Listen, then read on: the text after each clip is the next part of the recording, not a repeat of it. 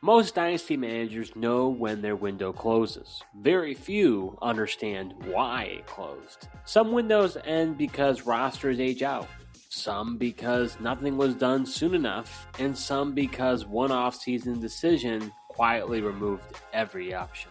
On the Salary Cap Show, presented by Front Office Pros, we are unpacking how dynasty windows actually close and why the offseason is usually where it happens. In Dynasty, and honestly, when you're watching your favorite team as they prepare themselves to become a championship contender, a lot of times the narrative that's talked about in the media, they'll say, has the window closed? Or, are they in this Super Bowl window? And I think it's sometimes hard to diagnose when you're in the thick of it, even as a fan. I think sometimes, Joe, you're surprised when a team we say is a championship contender, and then all of a sudden the wind is knocked right out of them, and they're no longer a championship contender. The window can close so quickly.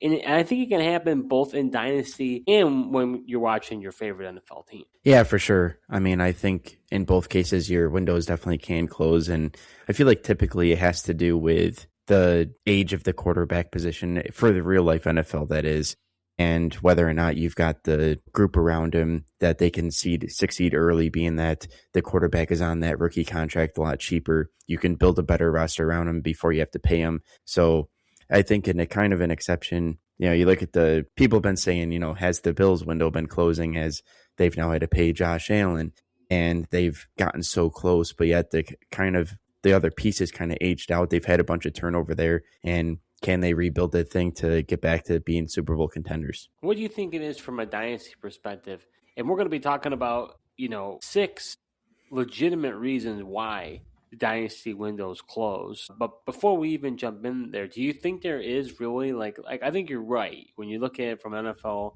team perspective, it does usually tie the quarterback. You saw even, the New England Patriots, right? When Tom Brady left and they just kind of, they drafted Mac Jones hoping that he could, leave where Brady left off. And we saw that didn't work out too well. But Drake May, he was able to turn it around. Yeah. And I think a lot of that, one thing with the NFL is different from Dynasty is a lot of it has to do with the coaching. That was another thing. Like, I think Mac Jones possibly could exceed it for New England in a better system, but, Vrabel was smart. One of the first things he did was go ahead and bring back Josh McDaniels, offensive coordinator, knowing that he's got a young quarterback to kind of right the ship on and get him back to a path.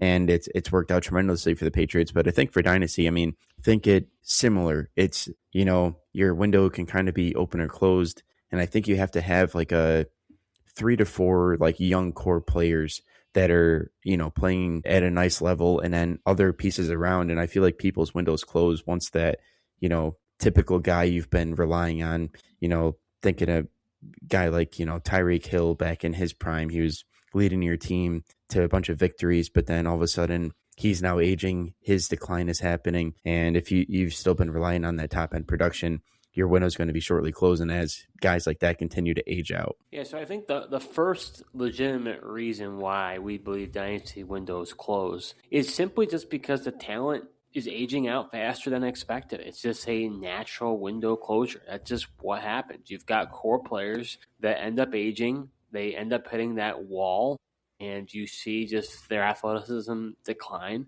and the production just drops off. And before you know it, the trade value that they once had, you can't get enough back for them because they've already had to hit the cliff. Yeah.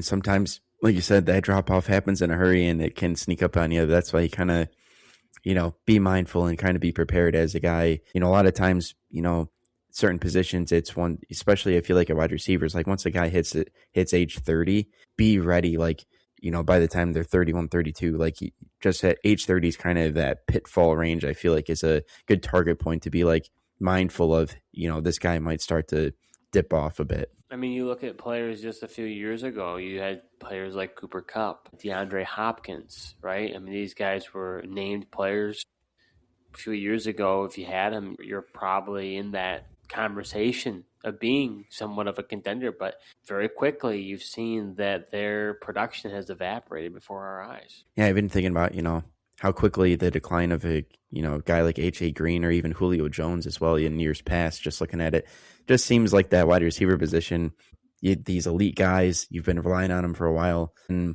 they get close to that age 30 mark, and then once that happens, it's kind of downhill from there. Well, and I think it's interesting because I don't really know if there is a cookie cutter way to identify this, but the danger is that managers misdiagnose their team, thinking that, oh, this is just a blip, it's a temporary dip in production, and they double down on their team, and in reality, it's like you were going the opposite direction, and this train's already left the station here. Yeah. I mean, that definitely can happen. I mean, look, you mentioned Cooper Kupp earlier. That was a prime example. I mean, really, the Rams showed, and it's even been talked about how they felt like Cooper Kupp hit a cliff. He wasn't going to be the same player, and yet now he's with the Seattle Seahawks. And mind you, he wasn't producing at like an elite, fantasy player that he used to be, but he's kind of a solid contributor right now for the Seattle Seahawks and showing that he not necessarily hit that cliff yet. And the second legitimate reason we feel that dynasty windows close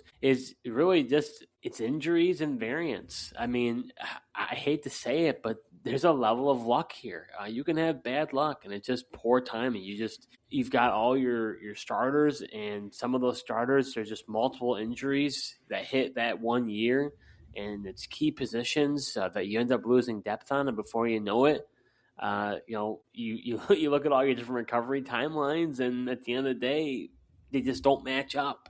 And I think the tough part is, and I know I have sometimes went too aggressive on this, is if I feel like I'm there, I feel like I'm a contender, I'm competing. Sometimes I'm like, well, I basically just need to double down here because I've already pushed in my chips. For me, it was like this past season, I was doing really well, and then Cam Scatabo got injured. I didn't really need a running back, but then I, forced myself to go get Saquon Barkley, right? So it's like you had these different, examples of players. Like I had Baker Mayfield. He started, who knows with his shoulder. He's kind of fell off. And in our league, or the 16-team league, with quarterback being as important as it was, I had to give up a lot. But if I get Dak Prescott, he's playing at a high level right now, basically a top 5 level in our league, where it's like if I can replace that production from Baker to Dak, now I'm cooking. Right now we're talking about me being a really difficult out. But at the end of the day, I didn't make it. And I, traded all those things, and there was a lot of variance and a lot of injuries that were going on. And that makes it tough. Yeah.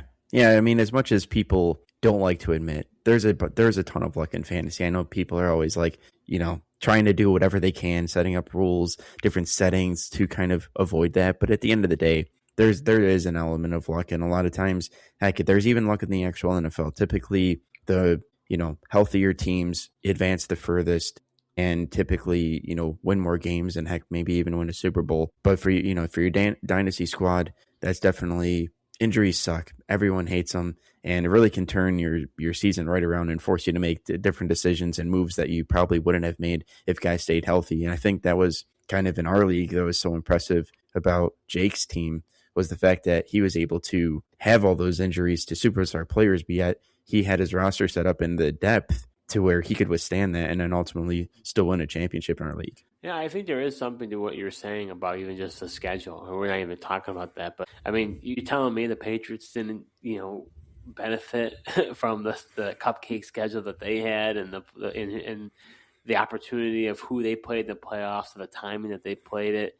It fell in really nicely for them. So it's like, I definitely think fantasy football to me is definitely a skill-based game, but there is luck. There is, if you thought like, wow, I think Malik Neighbors is going to do really well. He was doing pretty well. Then he tore his ACL, right? So you could have taken Malik Neighbors, or you could have taken, like Amon-Ra St. Brown, and that would have changed drastically what happened with your team. And so you don't know. That's where I struggle sometimes. You and I are big into auction leagues. I used to be a stud and dud approach, and I typically do like that. But if you go too much that way, if your stud gets injured, might as well kiss the season goodbye. Yeah. I mean, that is tough, and it's, injuries always are are tough to overcome. But at the same time, it's so tough because you do need those superstars and you need those difference makers, because those are the guys that ultimately are able to win you weeks. And if you play it too safe and just try to get those consistent guys, sure, they might consistently score points, but they might not get you those boom weeks, which ultimately is able to, win you weeks, which is ultimately what you really want. So our third legitimate reason why Dynasty windows close is missed transitions and honestly doing nothing. This really, what we could call this, is the quiet failure that ultimately ruins your team. This is where your instinct is 100% correct, but the window, it closes when managers hold picks too long. They let veterans, decay in value. They don't end up trading them, and it's a failure to convert a surplus into future core pieces. And I hate to call somebody out in particular, when it comes to our league, but honestly, I think of a team like Tim. Tim has been a perennial playoff team for a long time, and his players have started now to age out. Guys that he's had for a long time that have done really, really well for him. Mike Evans, Roquan Smith, right? These are players that he's had, Jonathan Allen. These are players that have only been on his roster since we've been doing this league for 6 years. And now, frankly, he's looking at draft position, he's one of the worst teams in the league. And this one, I think you and I are most attentive to. We probably do too much. I think that we wouldn't let ourselves to do nothing. I think that would be hard for us to do. Yeah, it would be hard for me to just do nothing. And because I'm not, I knew once you mentioned you had a guy in mind, I knew exactly who you were going to say. And Tim in our league, and I don't know. I've always said in our league, I either want to be, bottom feeder, trying to rebuild my team, or just, hoping that my window's open and trying to do whatever I can to push forward and get a championship. And ultimately, I still have yet to, build a championship roster and get there. But it's not because of lack of moves and lack of trying. And that's the thing. I think you mentioned it greatly. You and I both are very attentive trying to do this and constantly improve our teams and take advantage of, when we feel like we got a guy that's got 1 year left on his deal, we don't feel like we're going to bring him back. Hey, why not try to trade this guy at the trade deadline?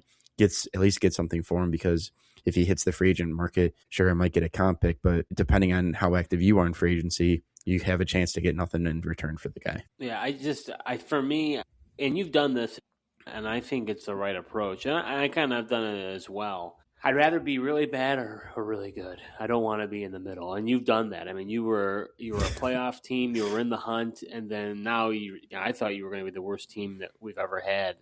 But you actually put up a good fight. But now you're actually in a really good place heading into this offseason. You're going to have a huge amount of cap space, 150 plus million in cap space. You got a ton of young players. You start to get your draft picks replenished. You're back to starting off and really building this team going forward. Yeah, and that was big. I was as my window was open, I was always like one of those guys, screw the picks, I want the talented assets, and was getting rid of them. But at the same time, now these draft picks have been huge, and I feel like last year I had one of the best drafts that I've had in Dynasty so far, and hopefully I can keep using these draft picks and keep building my team here to move forward. So our fourth legitimate reason Dynasty windows close, and this one is where we alluded to it a little bit, but this one is all about me. And that's over aggression that pulls the window forward. This is where you're just all in too early.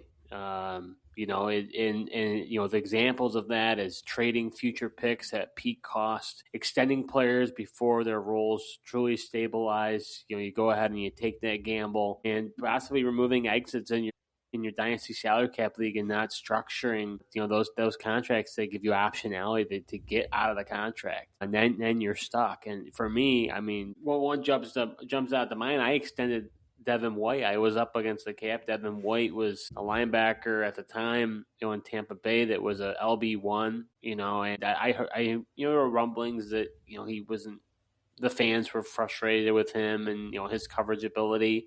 And I kind of just, to me, he's a young linebacker, he's been so productive. I just didn't see them moving on from him, and boy, was I wrong. And I got burned bad. I'm actually surprised he kind of, revived his career in Las Vegas. I don't really know if that'll continue, to be honest with you. I mean, he'll be a free agent again. Who knows if he'll come back to Las Vegas or not. But nevertheless, the thing is that I went ahead and gave him an extension, but there were other players too. I had given an extension to Marcus Williams, and he ended up, fading off pretty quickly. There have been a few instances where I thought a player was, going to continue to do really well, and I got burned because now I've learned from it. I always want to have optionality at the end of the contract to get out from underneath it in case things go sideways. Yeah, well, I've learned that lesson the hard way as well. Guys like Russell Wilson, Devondre Campbell after his monster year, his first year with the Packers. But with the Russell Wilson one, it was just partially I'm a Broncos fan. I was excited Russell Wilson was going to be the quarterback, and then Broncos gave me confidence. They gave him a nice deal. I gave him a pretty similar one in our Dynasty league. There wasn't a whole heck of a lot of outs in there, a lot of signing bonus and guaranteed money in there. Guaranteed money, yeah. Yeah, so really, really hard to move off from, and that really sank me. Luckily found a league member who I was able to kind of trade him to get out from under and eat the dead cap. Similar to what the Broncos did in the actual NFL, and now I'm able to move on and kind of get out from underneath that. Luckily, but definitely after those couple of bad contracts that I've made, definitely making more of a conscious effort how I structure the contracts and be mindful about how much signing bonus and guaranteed money I'm really putting in these contracts. Yeah, and for me, I was uber aggressive this past season. I traded basically all my draft picks in 2026 and most of my draft picks in 2027. I had multiple firsts, and I could have really allowed myself to continue to grow. But I looked at my roster and some of the key players at the positions that I had them at, and I'm like, can I really wait for these guys to develop? And you look, it didn't look like the 2026 draft class is going to be all that good. So I was like, I'm okay not having the picks, and I still feel good about that. I think I probably regret not having more picks in 2027, but my thought was I could always trade those players and get those picks if I needed them. If I ever wanted to go back, because you actually have a commodity that people are wanting. But I think the tough part is like, look, it's very difficult. And I feel this way even as an NFL fan, as a Bills fan. It's very difficult to get as far as you do. And it's like there's no guarantee. It's especially in our league, there's a ton of parity. So for you to be able to be one of the top seeds, possibly being in the semifinals, being the last four teams, it is not easy to get back there. So it's like, if you can, if I would have, somehow made it all the way to the championship and won, then and you and I talk about it all the time, and it was worth every penny that I pushed all those chips in. Yeah, it just so happens that you and I both have been ultra aggressive, and it just hasn't been worth every penny. But I think, you mentioned the parity in our league, and it just goes to show you, for as long as we've done it, we still have not had a repeat champion in our league, which is pretty remarkable. So just shows you how tough it is from a year in, year out basis to continue to have your team competing at that level and continue to, like you said, make it to the Final Four, or heck, even, that championship matchup and win in the league. So the fifth legitimate reason why dynasty windows close is the league context changes. And what I mean by that is the windows close even if your roster stays the same. Other teams are getting younger at the time that you are still working on your roster. Rookie classes can shift positional value quick. Not every draft class is the same. Some draft classes are just loaded. And depending on, how that team drafted, it makes a huge difference. Depending on what happens within the league. If you start to see, in our league, we're a tight end premium league. You start seeing tight ends really start to take off. But that can really change the dynamics of a league. You start to see players who really start to perform and change the dynamics of your league, because not everything is the same. So at the end of the day here, this one's a tough one because it's like the goalposts are moving, and it's hard to see when the league economics are kind of resetting and restacking of the deck in your league. But, it's something you got to be mindful of. Yeah, it really is. And it is interesting. We always mention how we feel like where our teams are at, but it is very true. I mean, you'd see, a lot of the bottom feeders in our league just a couple of years ago, they had the opportunity to, have those draft picks that get the higher picks, get quality talent players. Now they're, in the upper echelon of the league and competing. So it's like, and then, just how it's interesting how it all turns over, and you got to kind of look at what other teams are doing and not so much, I think you can get kind of locked in into what you're doing. And then too, especially salary cap and contract leagues, like you could have a really good roster, but a lot of times if you have a good team and a good roster, it means that you don't have a lot of cap space to continue to make these moves and continued improvement. So as you mentioned, like as your roster is kind of staying the same, as you have to kind of rely on the draft or cheaper free agents to really perform for you. There's other teams that can be ultra aggressive, get top free agents, and also really talented players in the draft. I mean, you see a team like Paul in our league. He was 2 years ago, he was the worst team in the league, number 16. Well, 2 years from now, I would never have saw it coming, but he was the number 1 seed. He turned it around like that, and I would have been like, whoa, there's no way that he's even in that position. You and I had talked about it in the power rankings. We had him a lot lower.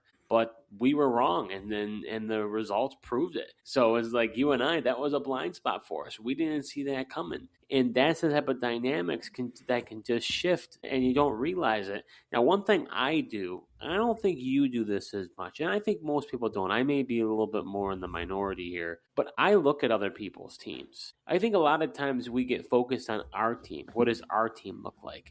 It's good to know about your team, but how does your team stack up against the rest of the league? If you're looking at the other teams and saying how formidable they are, that will kind of determine and say, like, okay, where do you think I am? And if you're objective about it, you can kind of get a sense of, okay, I feel like I'm middle of the pack, or I think I'm in the kind of upper tier, or I'm going to be fighting for a playoff spot.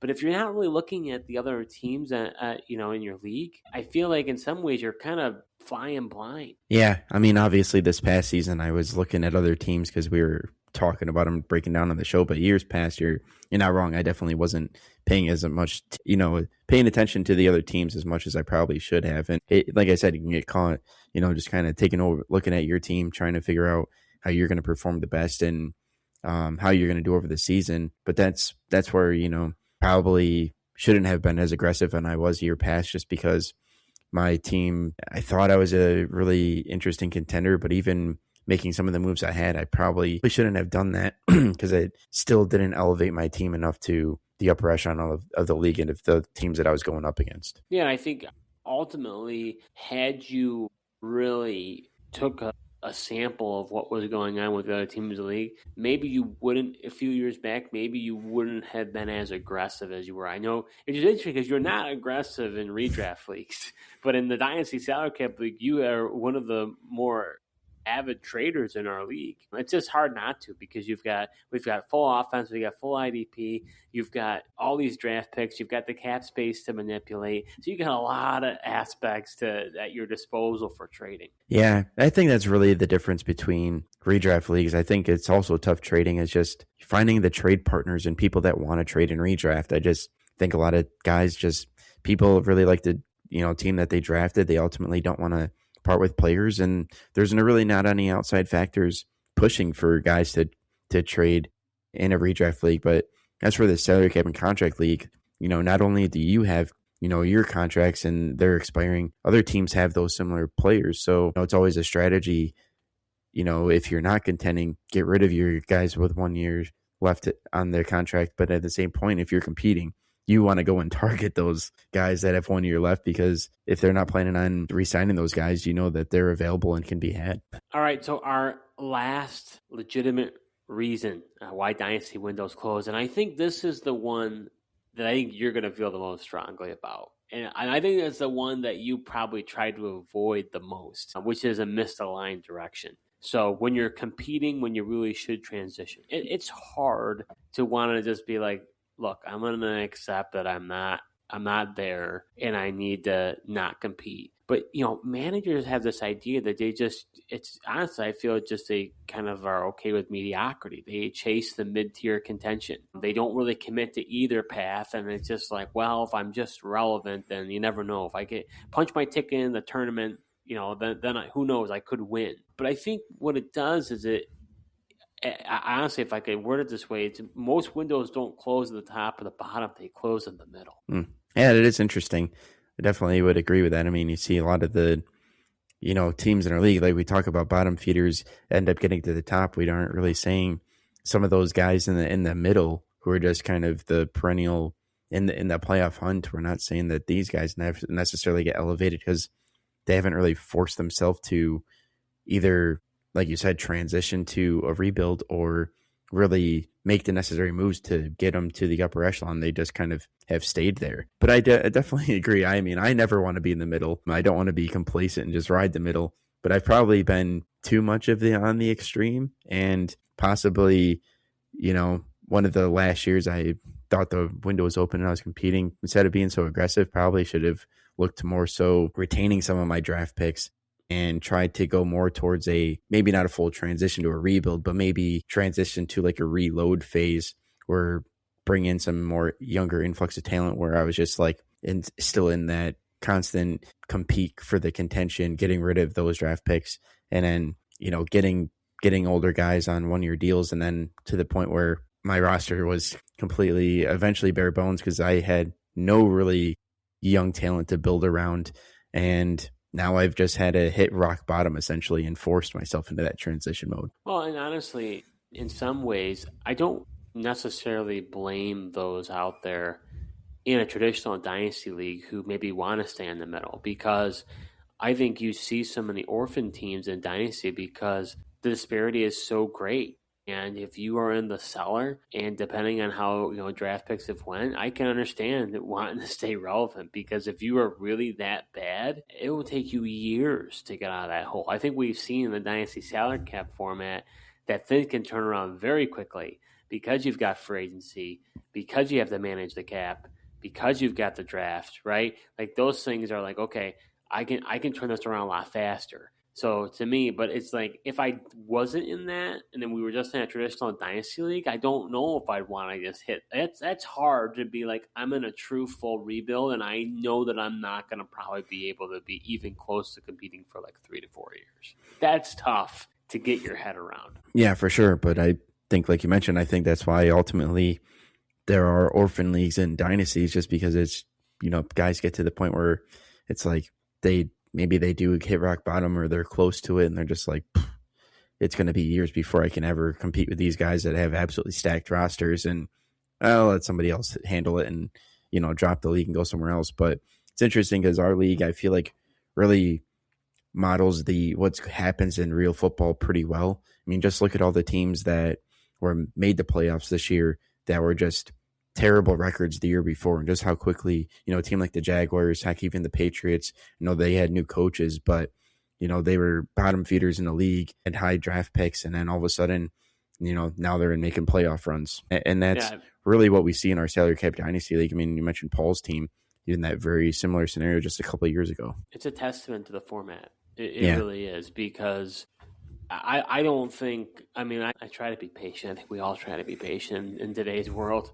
But I don't know. Like, I get it. Like, people like startups. They find them fun. Why wouldn't I want to just do a new startup with, the new players, that are coming in the draft class, so I can start from scratch? Why would I want to scratch and claw my way out to become relevant? And even when I become relevant, how long is it going to take for me to be a true competitor? I don't know. It's just I could see why I would want to eject out too, honestly. I don't want to be that way.